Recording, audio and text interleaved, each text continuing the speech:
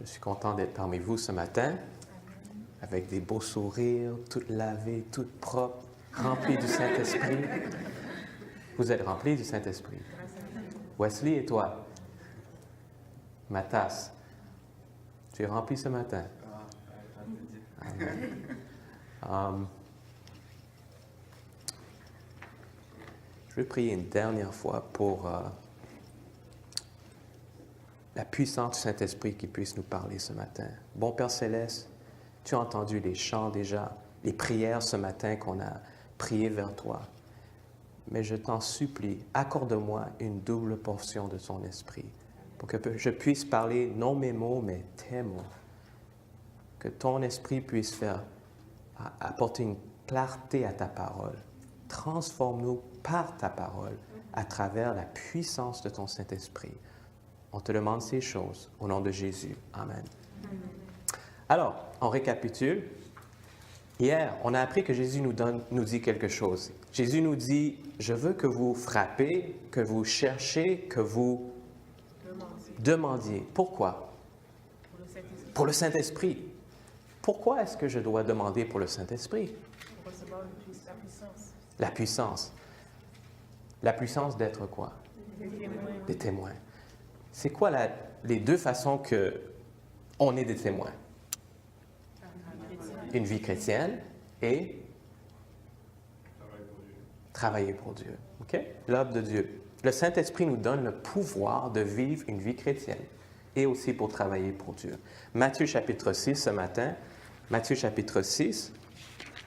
Le pouvoir de vivre une vie chrétienne et aussi l'Esprit Saint nous donne le pouvoir de travailler pour Dieu. Et on a vu les textes bibliques et même l'Esprit prophétique qui nous montre que sans le pouvoir du Saint-Esprit dans nos vies, rien ne fonctionne. Matthieu 6, verset 33, c'est un verset que nous connaissons. Matthieu 6, 33. Alors, on va commencer avec 31. Ne vous inquiétez donc point et ne dites pas que mangerons-nous, que boirons-nous, de quoi serons-nous vêtus? Car toutes ces choses, ce sont les qui les recherchent? Les païens. Votre Père Céleste sait que vous en avez besoin. Cherchez premièrement le royaume de Dieu, le royaume et la justice de Dieu, et toutes ces choses vous seront données en plus. Ne vous inquiétez donc pas du lendemain, car le lendemain aura soin de lui-même. À chaque jour suffit sa peine. Alors, cherchez premièrement, ou cherchez d'abord le royaume et la justice de Dieu. Alors, c'est la même chose qu'on vient de parler. Être un témoin, ça veut dire avoir une vie chrétienne, avoir l'esprit, le fruit de l'esprit. Et ça, c'est la justice de Dieu. Alors, cherchez premièrement la justice de Dieu et aussi le royaume de Dieu. Ça, c'est de travailler pour les âmes, pour amener des âmes à Dieu. Alors, aidez-moi. Je comprends que sans l'Esprit Saint qui travaille en moi, sans me soumettre à la puissance du Saint-Esprit, je ne peux pas vivre une vie chrétienne, je n'ai pas de pouvoir. Je peux essayer de témoigner, mais il n'y a rien qui vraiment fonctionne très bien. Alors, ce que je dois faire, c'est que je dois m'asseoir chez moi et je dois m'asseoir et je dois prier jusqu'à temps que je reçois le Saint-Esprit. Est-ce vrai? Alors je prie. Et quand j'aurai le Saint-Esprit, boum! Là, je suis capable de témoigner pour Dieu. Et là, je vais vivre une vie chrétienne. Là, je vais être puissant. Alors, si ça me prend 1 journée, 2 journées, 5 mois, 6 mois, ça va me prendre 6 mois. Mais je reste chez moi et je m'assois et je regarde 3 ABN. Amen? Non, j'écoute Audioverset. Jusqu'à temps que je reçois la puissance du Saint-Esprit. Car sans le Saint-Esprit, je ne peux rien faire. Je n'ai aucun pouvoir. Amen. Il y a quelque chose qui ne fonctionne pas. Qu'est-ce qui ne fonctionne pas? L'inactivité. Est-ce que je peux témoigner pour Dieu vraiment sans la puissance du Saint-Esprit? On est tous d'accord? Est-ce que je peux vraiment manifester les fruits de l'Esprit sans le Saint-Esprit? Non. Alors, il faut que je m'assoie et je prie jusqu'à temps que je manifeste les fruits. Oui? Qui pense pas trop sûr.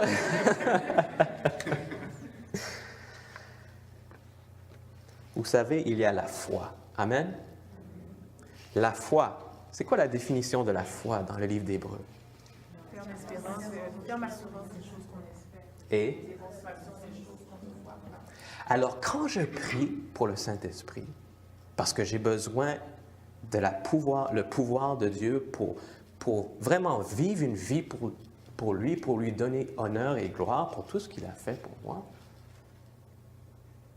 j'ai la foi. Alors, quand je me lève, je crois que Dieu m'a accordé le don du Saint-Esprit. Amen? Alors, ce que je vais, c'est que je crois.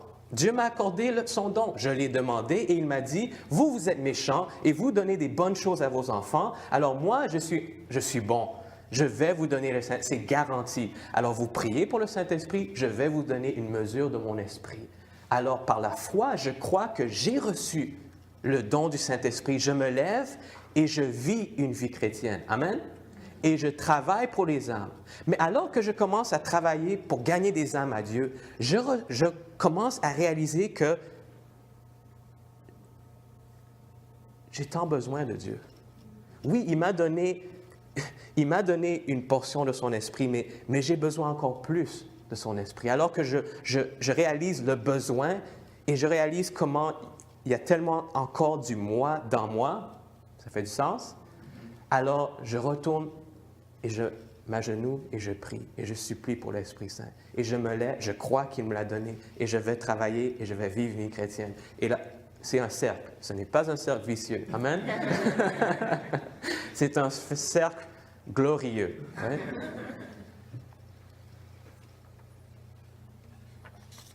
Matthieu 6, verset 33,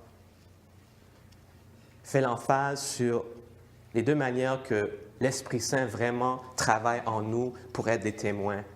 L'Esprit Saint en nous nous aide à vraiment vivre une vie chrétienne, chercher la justice de Dieu. Et le Saint-Esprit en nous aussi nous donne la puissance, le désir et tout ce qu'on a besoin pour élargir le royaume de Dieu. Dans le livre des Actes, dans le livre Conquérant Pacifique, ça nous dit que après la Pentecôte, il y avait juste deux choses primordiales qui étaient dans la pensée des gens qui avaient reçu l'infusion du Saint-Esprit. C'était juste chercher la justice de Dieu ou le caractère de Dieu et élargir le royaume de Dieu. Ça, c'était primordial dans leur tête. Il n'y avait rien d'autre. Les habits, les terres, les maisons, ils vendaient tout pour accomplir ce dessein, c'est obtenir le caractère de Dieu à tout prix et d'élargir son royaume. Et je pense que quand nous serons remplis du Saint-Esprit dans les derniers temps, c'est vraiment ça qui va arriver avec la pluie de l'arrière-saison, où les choses qui sont pas si importantes, ils vont prendre deuxième, troisième, quatrième place. Il y en a qui vont même laisser ces choses-là pour faire emphase complètement sur le caractère de Dieu et élargir son royaume. Il y a une très belle promesse à Matthieu 6, 23. Ça nous dit, cherchez d'abord le royaume de Dieu et sa justice, et toutes ces choses, quoi? Toutes ces choses vous seront données en plus. Si on voit le verset 31, ça nous parle des païens. Qu'est-ce que les païens cherchent?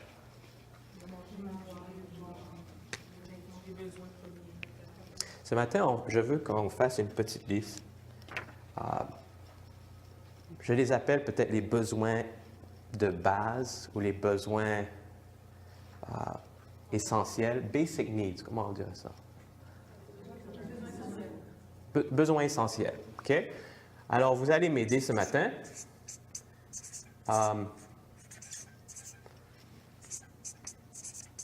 Essentiel.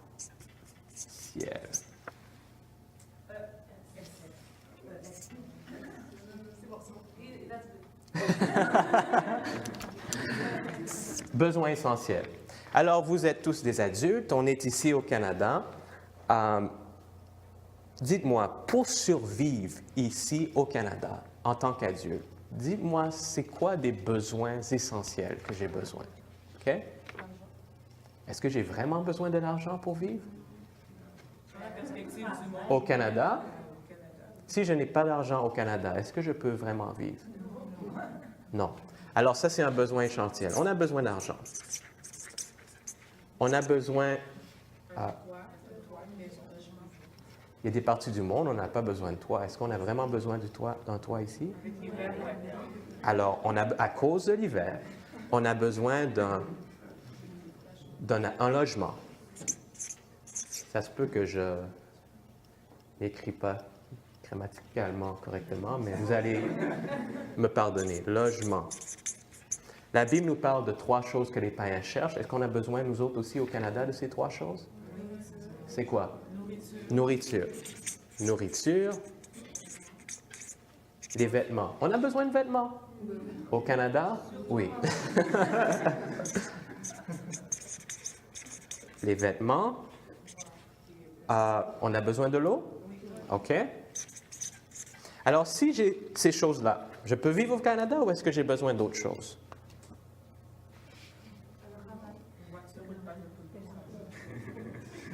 On a besoin d'une voiture.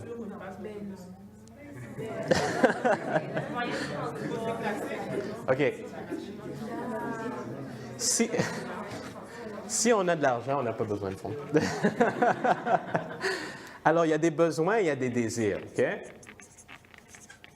Alors, juste pour survivre ici, en tant qu'être humain, en tant qu'adulte au Canada, je veux pas être riche ou rien, je veux juste survivre. Des besoins que Dieu sait que j'ai besoin ici au Canada, OK? J'ai besoin de l'argent. Pas beaucoup, mais juste assez. Un logement, parce qu'il y a l'hiver.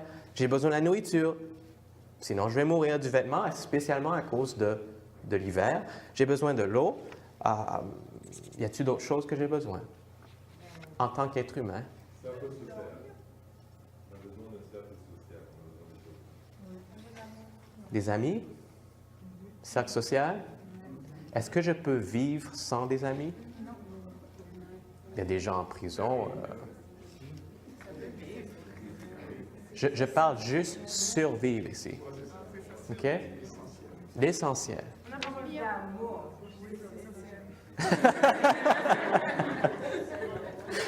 Vous n'avez pas besoin d'être désolé.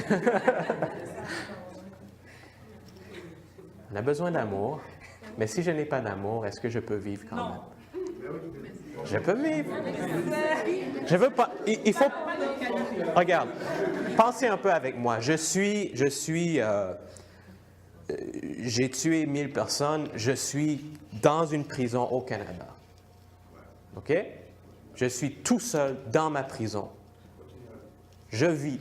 Pour que je continue à vivre, essentiel, vraiment de base. Nourriture. Oui, j'ai un logement, sinon je serais mort. Oui. J'ai besoin d'une toilette, non? Oui.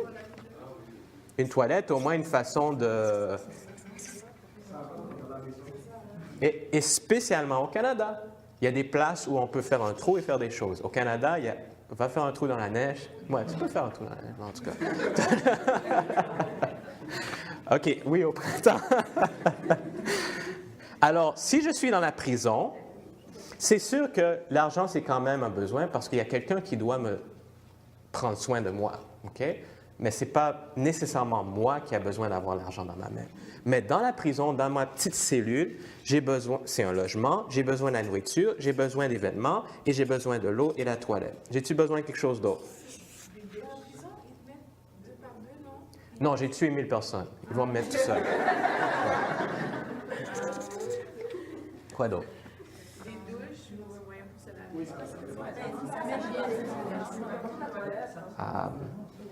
De l'eau courante, c'est ça qu'on dit? Ou de running water? Oui, c'est vrai. L'eau, c'est très important. Est-ce que j'ai besoin de l'électricité? J'ai besoin de la chaleur. Ça va avec le logement. J'ai besoin d'un cellulaire, bien sûr. J'ai besoin de Facebook? Non. J'ai besoin de l'Internet? Je peux survivre sans l'Internet.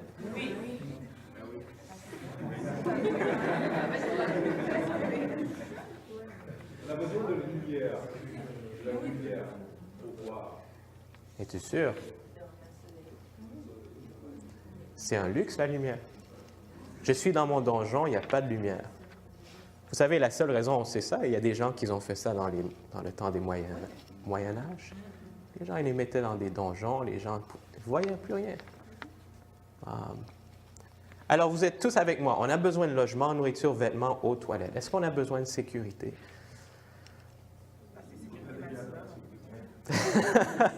Je suis sécure dans ma prison.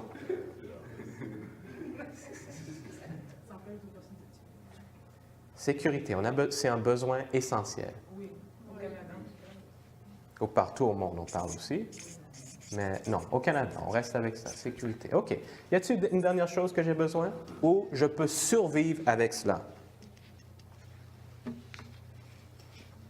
Si j'ai ma toilette, je peux boire mon eau, j'ai des vêtements, j'ai la nourriture, j'ai un logement, je peux vivre 10 ans, 20 ans, je peux survivre dans ces conditions-là. À condition que tu aies un minimum d'espace pour bouger, pour que ton corps reste OK. Un logement assez grand. non, l'exercice, remplacer ça.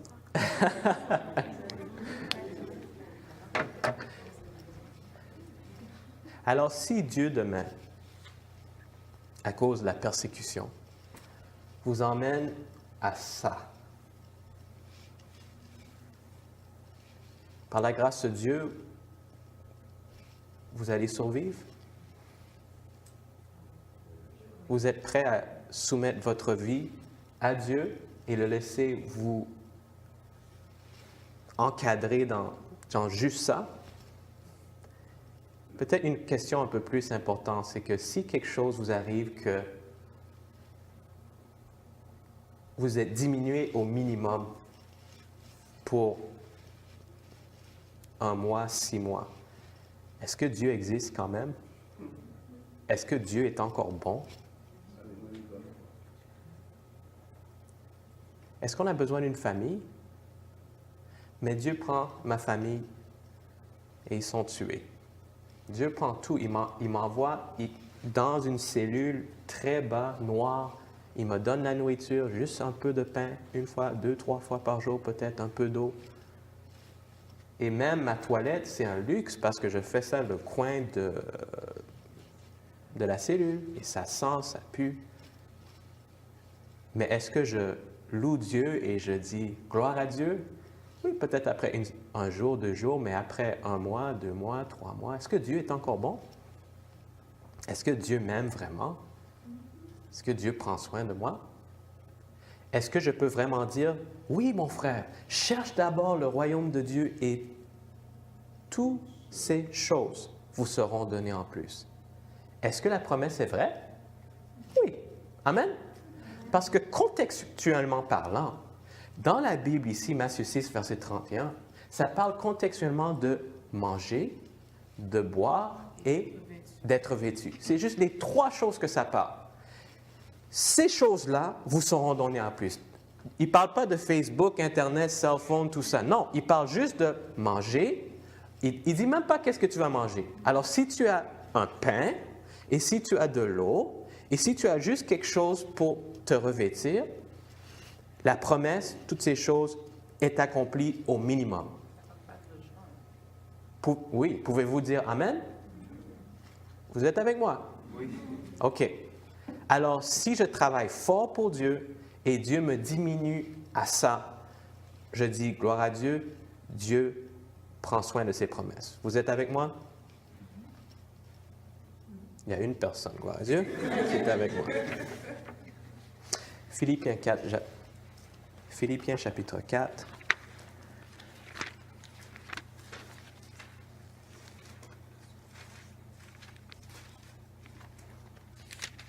Philippiens chapitre 4, le verset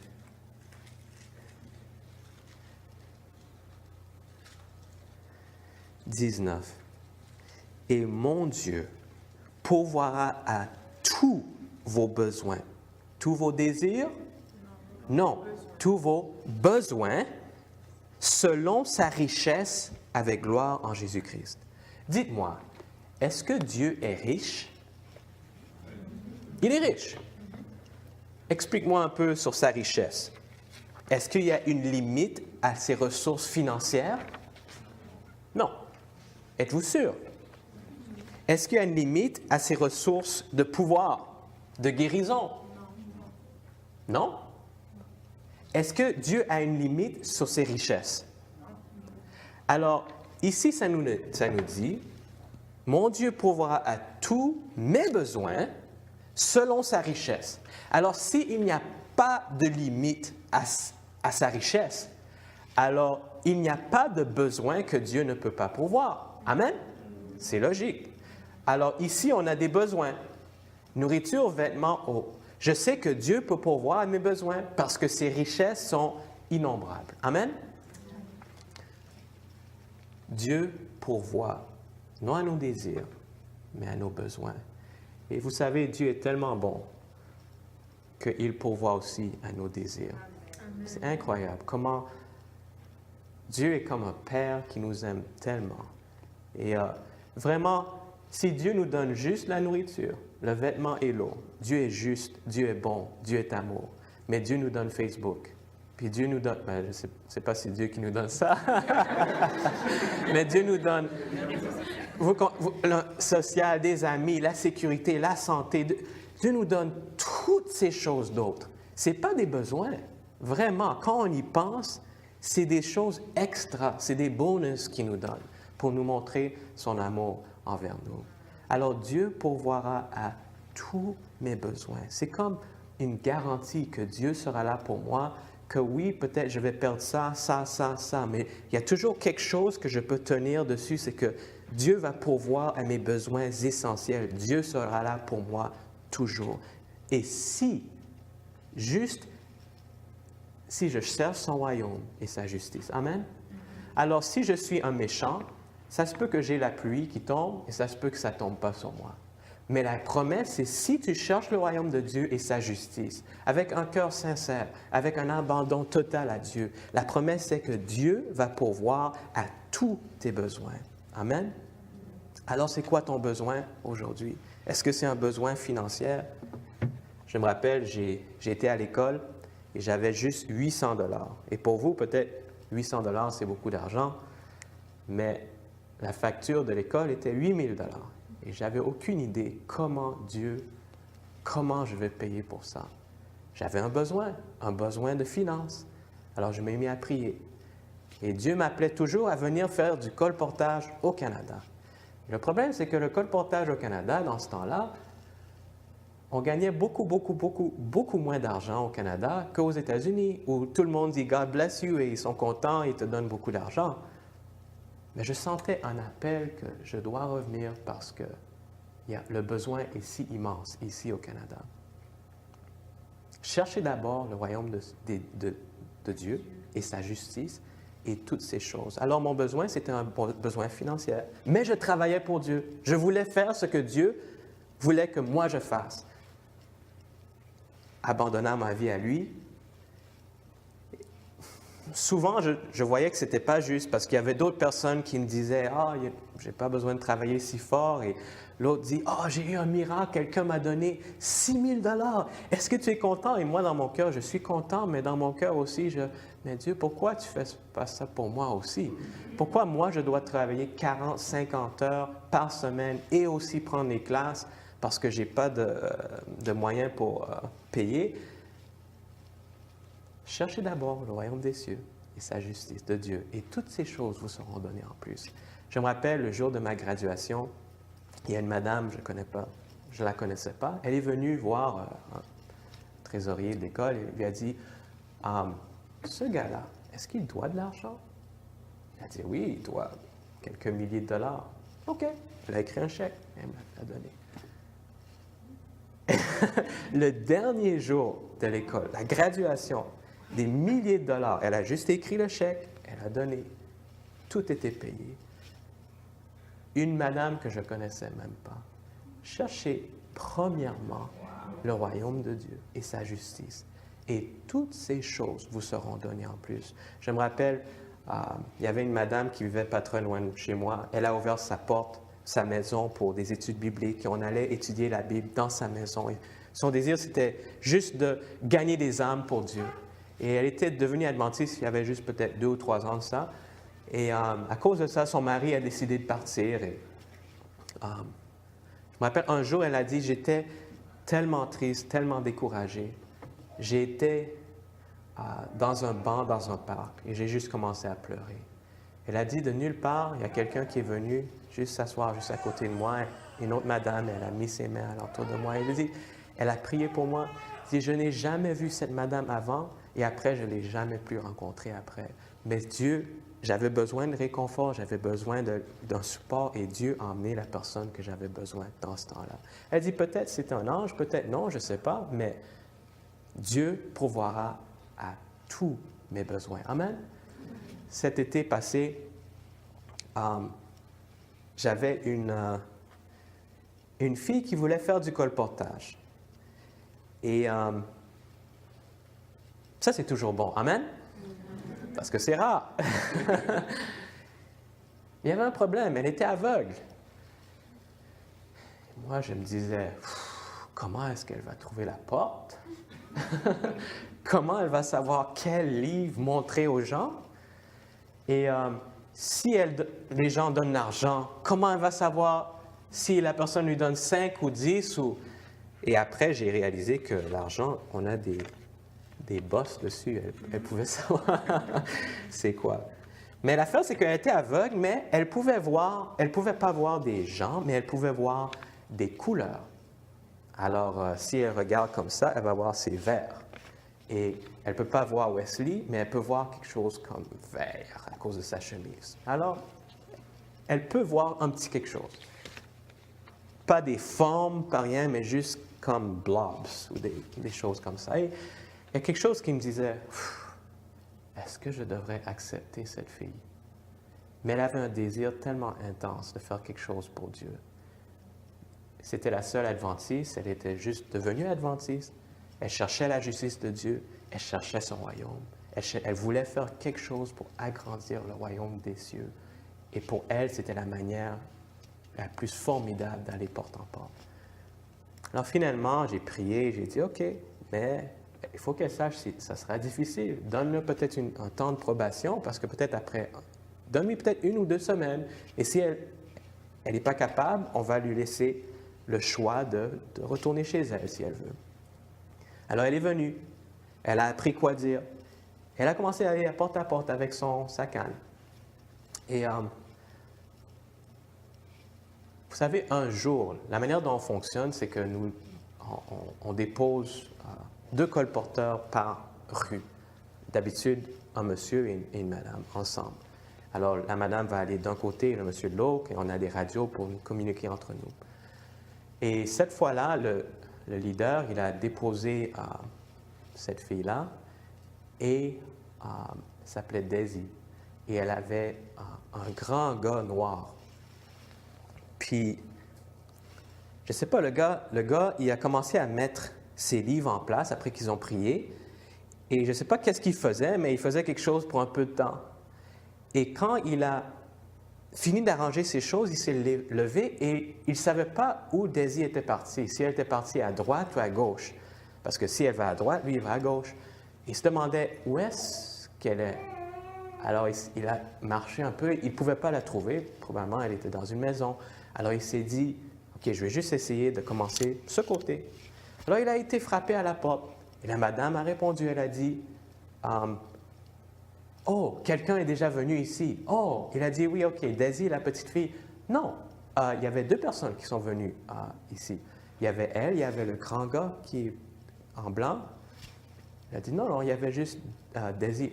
Elle a dit, écoute, j'ai pas vraiment le temps, mais je sais qu'il y avait 2 personnes. Il y avait elle, puis il y avait un grand. Il n'a rien dit, mais il était là à côté d'elle.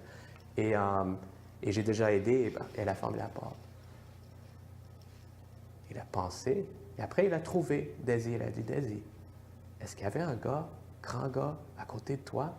Je dis, bien sûr que non, il n'y a personne, il y a juste moi. Et c'est comme ses cheveux qui montent. C'est la présence de Dieu. Vous savez, quand on a besoin d'un signe de confirmation de ce qu'on fait, c'est vraiment de Dieu. Toutes ces choses vous seront données en plus. C'est quoi votre besoin ce matin? Est-ce que c'est un besoin financier, c'est un besoin d'amour, de sécurité, de pardon? Au lieu de s'asseoir, on se lève après avoir prié pour l'infusion du Saint-Esprit. Et on cherche d'abord le royaume de Dieu et on cherche sa justice. Et toutes ces choses vous seront données en plus. Si vous êtes païen ou si vous êtes juste adventiste, mais qui ne cherche pas la justice de Dieu et qui ne cherche pas l'agrandissement de son royaume, cette promesse n'est pas pour vous. Alors, c'est 50-50. Peut-être les choses vous seront données, peut-être pas. C'est comme la pluie qui tombe sur le méchant et le bon. Mais la promesse est garantie. Si je cherche le royaume de Dieu avec un cœur sincère, avec un abandon total à Dieu, et je cherche sa justice, garantie la promesse de Dieu, toutes ces choses vous seront données en plus. Et contextuellement parlant, c'est au moins besoin essentiel et d'autres besoins, bien sûr, que Dieu sait que nous avons. Dans 1 Jean 5, versets 14 et 15, c'est un texte, je pense, que chacun de nous connaissons. 1 Jean 5, verset 14, ça nous dit, « Nous avons auprès de lui, Dieu, cette assurance que si nous demandons quelque chose selon sa volonté, il nous écoute. Et si nous savons qu'il nous écoute, quelque chose que nous demandions, nous savons que nous possédons la chose que nous lui avons demandé. » Alors, Dieu pourvoira à tous nos besoins en accord avec ses richesses. Alors ici, j'ai mon besoin, j'ai un besoin ici, et ici, j'ai toutes les ressources à la portée de la main de Dieu. Et les ressources, vous m'avez dit, il n'y a pas de limite aux ressources que Dieu a. Alors ici, c'est les ressources, et ici, c'est mon besoin, et au milieu, c'est la promesse. La promesse, c'est que si on cherche d'abord le royaume de Dieu et sa justice, toutes ces choses nous seront données en plus. Alors j'ai des besoins, et j'ai les ressources, et j'ai la promesse. Et il suffit de demander,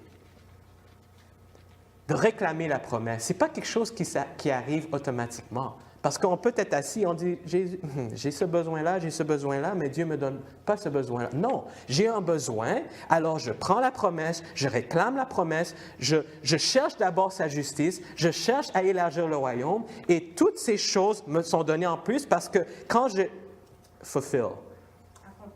j'accomplis les conditions de la promesse et je réclame la promesse, là, les ressources sont capables d'être transférées d'ici pour prendre soin du besoin. Amen?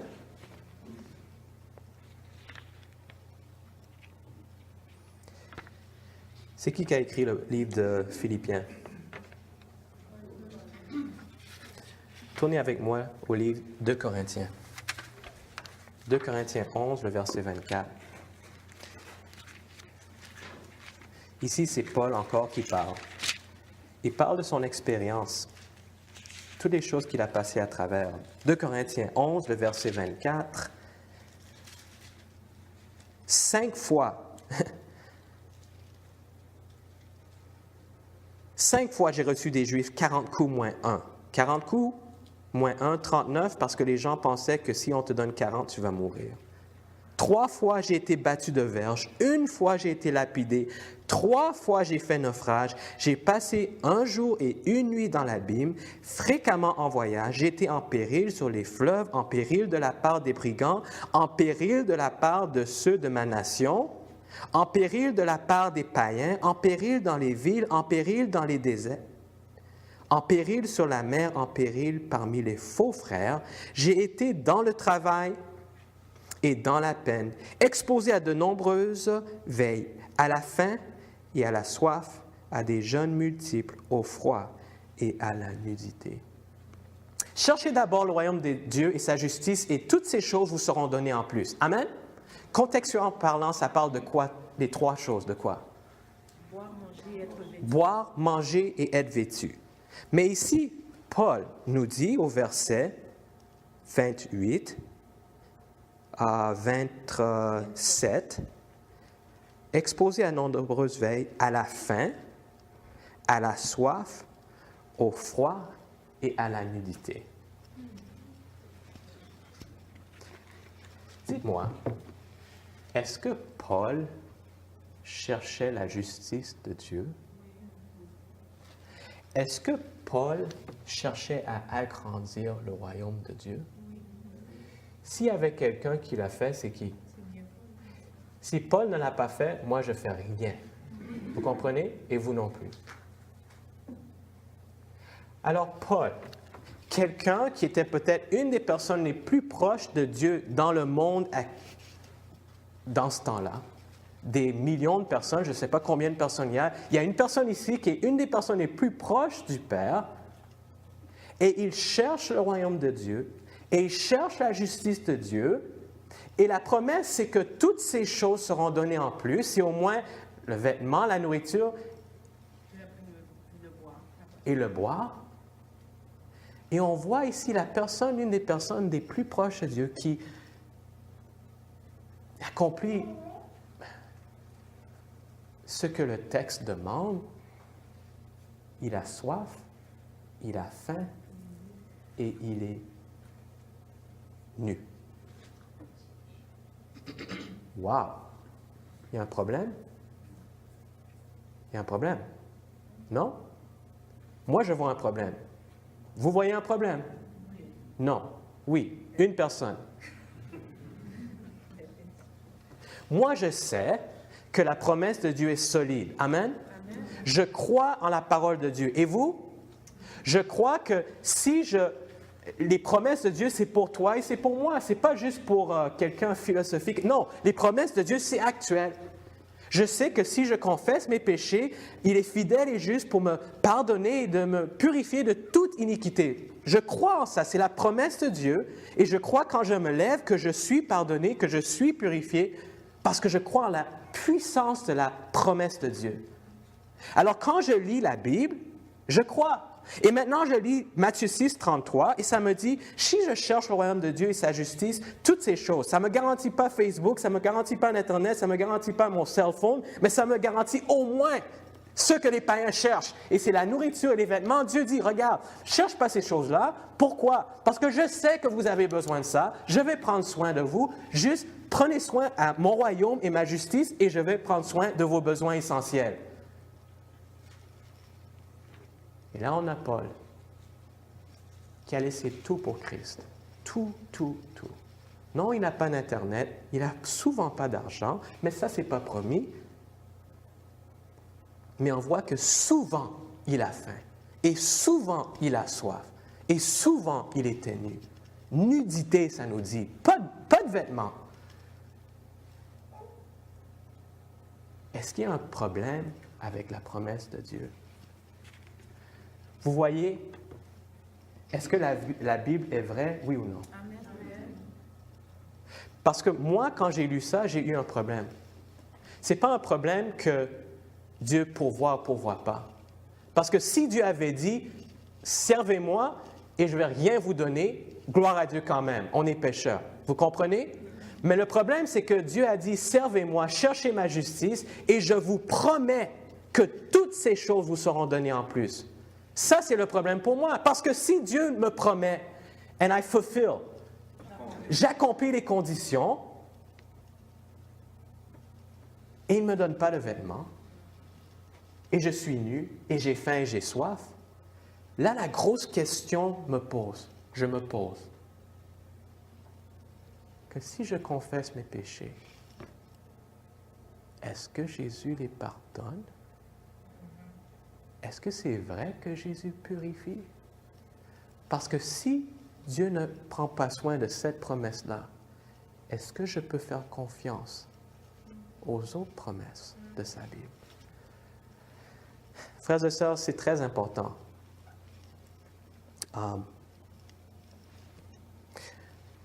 Je connais des jeunes qui ont laissé l'Église. Oui, il y en a qui laissent l'Église parce que... ou laissent Dieu. J'aime mieux dire Dieu. Parce que ils veulent avoir du fun, ils veulent le péché, ils veulent... OK, c'est correct. Mais il y a des jeunes qui vont laisser Dieu parce qu'ils réclament une promesse. Ils prient et Dieu ne répond pas. Et ils disent, pour moi, Dieu, ça ne fonctionne pas, je ne veux plus rien savoir. Je vous ai déjà peut-être partagé l'histoire d'une fille qui est venue. Elle m'a dit, tu sais, Jonathan, j'étais à l'université et j'avais un choix. Soit je paye ma dîme ou je paye mon loyer. Je retourne ma dîme ou je paye mon loyer. Et j'ai décidé de retourner ma dîme. Et on m'a mis dehors. Un Dieu comme ça, tu peux le garder.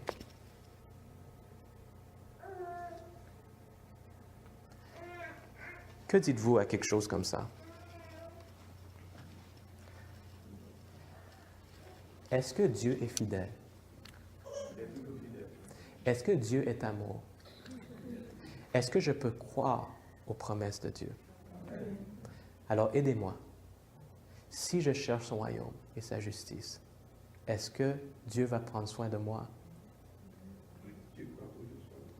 Il va me donner la nourriture et le vêtement et de l'eau? Et on voit Jésus sur la croix.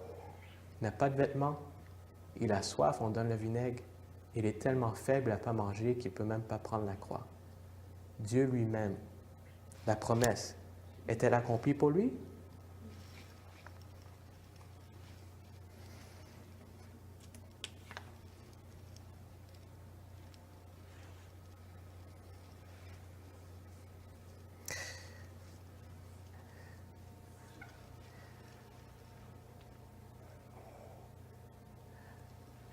Le fait que Paul écrit cette lettre, c'est qu'un jour, il a mangé. Êtes-vous avec moi?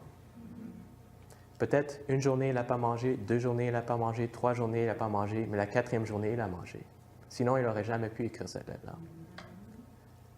Le fait qu'il écrit la lettre, c'est qu'un jour, Dieu lui a donné à boire. Peut-être pas lundi ou mardi, mais mercredi, il a donné à boire. Êtes-vous avec moi? Le fait qu'il écrit la lettre, c'est qu'il n'a pas été nu pour trop longtemps. Parce que sinon, il aurait gelé de froid, il serait mort. Mais peut-être pas lundi, peut-être pas mardi, peut-être pas mercredi, mais jeudi, Dieu lui a donné quelque chose à mettre. Dieu pourvoira toujours à mes besoins. Toujours. Mais c'est ça que je veux vous laisser avec ce matin. C'est qu'il faut laisser à Dieu de déterminer quels sont mes besoins. Et c'est très important ce que je vous dis maintenant. Je vous parle de mon cœur. Vous voyez, en tant que colporteur, c'est une expérience qui est très difficile à expliquer. Parce que c'est une expérience où c'est un travail que je sais que Dieu m'a appelé à faire. C'est un travail que je sais que Dieu a béni, Dieu a appelé, Dieu... Mais quand on est là et on frappe aux portes et les gens nous rejettent et je n'ai pas assez d'argent pour payer mon loyer, il y a tellement de questions. Si je travaillais pour IBM, OK, mais je travaille pour le Dieu du ciel, le Dieu qui a des... Il n'y a pas de limite à ses ressources financières. Je travaille pour lui complètement. J'ai abandonné ma vie complètement à Dieu. Et je vous dis cela parce qu'il y en a ici présents, j'espère que tous, on va vivre par la grâce de Dieu quand on verra Jésus revenir. Mais avant de voir Jésus revenir dans les cieux, il y aura un temps à passer, mes frères et sœurs. Un temps d'enfer, excusez l'expression. Et vraiment là, on va commencer à se questionner. Et si on croit que Dieu doit me donner 3 repas par jour, ou au moins 1 repas par jour, il y aura un problème. Parce que lundi, Dieu ne me donne pas à manger. Mardi, Dieu ne me donne pas à manger. Et je prie, et je prie, et je travaille pour lui. Et mercredi, il ne me donne pas à manger. Et j'ai laissé tout, et mes parents sont morts, et mes amis sont morts, et la police a pris l'autre. Et je suis persécuté, j'ai perdu mon travail. On m'a battu. Et Et là, la seule chose que je demande, c'est donne-moi, Seigneur, juste un peu de nourriture. Est-ce que c'est trop pour demander? Et je regarde Dieu dans le ciel qui a toutes les ressources financières, toutes les ressources. Il peut faire des roches du pain. Et je suis là et ça fait 3 jours que je n'ai pas mangé. Je commence à me demander, non, Dieu, c'est une belle réalité quand tout va bien. On peut prier, j'aime les chansons, on va à l'église, j'aime les amis, j'aime le potluck. Mais quand vraiment j'ai besoin de lui, il n'est pas là, un Dieu comme ça, tu peux le garder. Frères et sœurs, Dieu est fidèle. Mais il faut apprendre maintenant, quand les temps sont très beaux, il faut apprendre à laisser à Dieu le soin de choisir ce que toi et moi, nous avons besoin. Alors, Dieu a promis qu'il va prendre soin de nous donner la nourriture. S'il veut me le donner aujourd'hui, ça c'est à lui. S'il veut me donner demain, c'est son problème. Je n'ai pas besoin de manger 3 fois par jour. Le gouvernement, tout le monde va me dire, oui, ça c'est un droit en tant qu'être humain. Non, je n'ai pas besoin de sécurité. Je laisse mes besoins entre les mains de Dieu. Est-ce que je demande pour la nourriture? Oui. Est-ce que je demande pour la sécurité? Oui. Est-ce que je prie pour un travail? Oui. Je prie pour l'argent? Bien sûr. Mais si Dieu ne me donne pas l'argent, la sécurité, le travail ou l'argent, je vais quand même faire confiance à Dieu parce que j'ai appris que faire confiance à Dieu, c'est faire confiance à Dieu complètement, avec même mes besoins essentiels. Alors si Dieu décide de me donner un repas par semaine, et c'est juste ça qui me reste, qui me garde en vie, que tout honneur et que toute gloire lui soit rendue. Frères et sœurs, quand je lis l'expérience de Paul, et quand je lis l'expérience de nos pionniers, je lis une fois où Ellen White il n'avait rien à manger. Et elle regarde et James White rentre dans la salle, elle dit, est-ce que Dieu nous a oubliés? On ne peut même pas manger. Voilà le prophète, quelqu'un qui est une des personnes les plus proches du Dieu du ciel. Et James White, il lève sa main comme ça et dit, hush. Il dit, non, non, ne parle pas de Dieu comme ça. Dieu prend soin de nous. Il faut avoir confiance en lui. Et le fait qu'elle a écrit cette expérience, c'est le fait que, quelque part, peut-être le jour après ou le jour après, Dieu a pourvu à leurs besoins. Frères et sœurs, nous servons un Dieu d'amour. Et au ciel, vous savez, on aura beaucoup à manger, beaucoup à boire. On aura des belles maisons, on aura des beaux vêtements. Je ne sais pas si on aura l'Internet, mais on aura toutes ces belles choses. Mais ici, c'est comme un test, c'est comme un examen, où Dieu sait ce qu'on a besoin pour purifier, pour nous transformer. Et le plus proche que tu viens de Dieu, peut-être le plus proche, tu penses, Dieu va me répondre maintenant parce que je suis encore plus proche de lui. Et peut-être la question, quand les choses ne vont pas très bien, c'est, où est Dieu? Qu'est-ce qu'il fait? Mais rappelez-vous, Dieu pourvoira à tous nos besoins. La seule chose, laissons à Dieu le pouvoir et l'autorité de choisir ce que moi, j'ai besoin. Prions ensemble. Bon Père Céleste, nous te remercions pour ton amour, ta grâce. Non seulement pour nous donner, prendre soin de nos besoins, mais tu es tellement rempli de compassion, tu prends soin de nos désirs, de sécurité, d'amour, des amis, l'Église, des frères et sœurs, de l'espérance, de la paix, la joie. Tu nous accordes tellement de choses que nous prenons pour acquis. On oublie que ces choses, c'est des bonus. Mais alors que nous avons fait une revision de l'expérience de Paul et nos pionniers, comment ces gens étaient remplis de ferveur, comment ils étaient remplis de désir d'obtenir ton caractère, de faire tout, de laisser tout pour élargir ton royaume. Et quand on voit ce qu'ils ont dû passer à travers,